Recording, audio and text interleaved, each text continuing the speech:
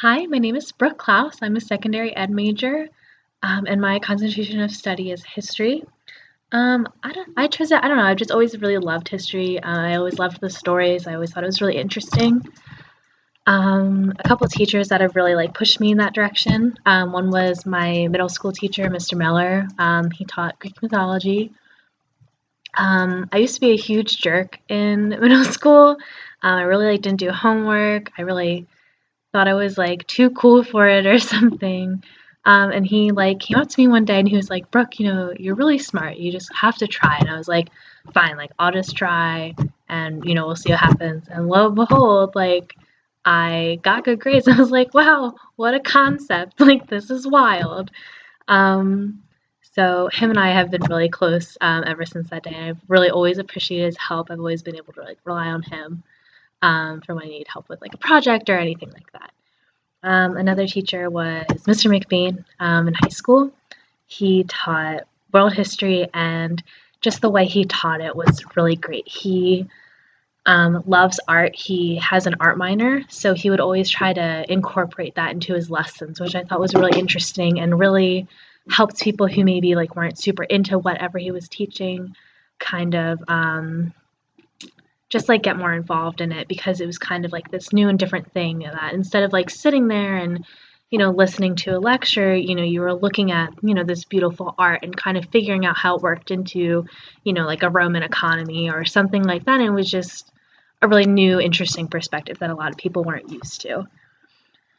Another thing I just have really always loved, religion and travel and politics. I come from a really diverse family that way. So I kind of have family kind of sprinkled all over the world, which is really nice. And I get to see a lot of different perspectives that way, which is really interesting. And I've been really lucky and fortunate for that. I think that the best way that students learn my subject is probably just like through reading and trying to understand the concepts and through analyzing different works, documentaries, things like that. Of course, that's not always super fun, so that's definitely an area I want to kind of work on. And what is the best way to get as many people as possible involved in learning history and trying to dig into it a little bit more and get a deeper understanding for it. The best way to teach it when I was in high school, lecturing and projects, papers, things like that, always helped me kind of deepen my understanding and appreciation for history. Obviously, that's how it helped me. I would love to get some other feedback from maybe my peers or you guys to kind of figure out what are different ways that I can, really get into my students' heads and figure out, what's going to work for them the most to really help them develop an appreciation for history. So, what issues influence my students? I would definitely say family is going to be, a major thing. Definitely, families having strong opinions about, any, historical concepts or politics, government, anything like that can influence, a student's perspective or opinion on any lesson I'm teaching. So that's always something that I need to be aware of. And then just, any financial issues or mental health problems, just being, open to understanding that those are issues that people have is always really important.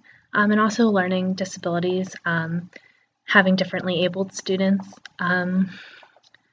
things like that. I'm actually getting another certification at a different school in American Sign Language so that I can, better help as many students as I possibly can. So for the dispositions, for communicates professionally, I think that I've been working since 7th grade and have also had a few leadership positions while I was in high school.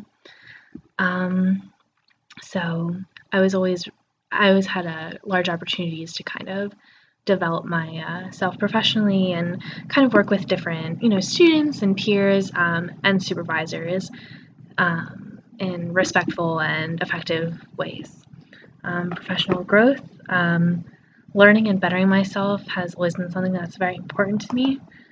I always try to have professional and academic goals, whether it's raising my GPA or getting a leadership position or anything like that. For professional relationships, equality is something that's so important to me. I try to surround myself with, differently minded people to kind of, open new doors and get new ideas, get new perspectives. Like I said earlier, I'm getting that American Sign Language certification so that I can better help just more people in general. So for the attributes that are sustainable to the profession, this is an area that I really hope to expand on more this semester.